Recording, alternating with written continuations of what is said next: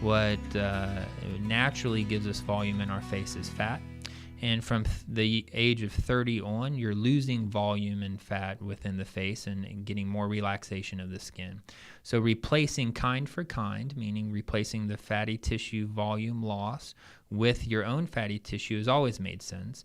And now with the ALMI procedure, we're able to do that with less risk and with more consistent results and less complications from the fat grafting. And I think bringing that about and doing that in an office-based procedure is really where the ALMI procedure has its great benefits.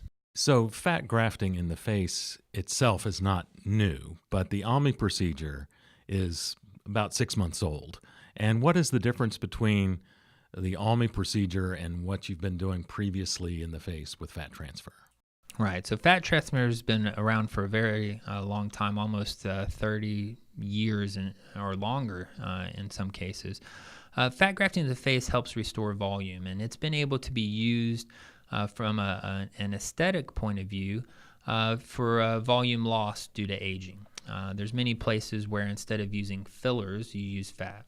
Fat has always been somewhat of a problematic thing in that you don't know how much of the fat is going to live long term.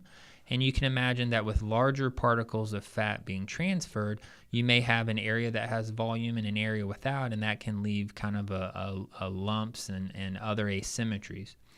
The ALMI's been around, the mechanisms for using the ALMI procedure have been around for a while as well, but packaging it together under the name ALMI and putting each phase or each piece of the procedure together has really only been around for about 6 months when it was trademarked. And that portion of the procedure gives you the ability to now use fat rather than in the deeper spaces with larger particles.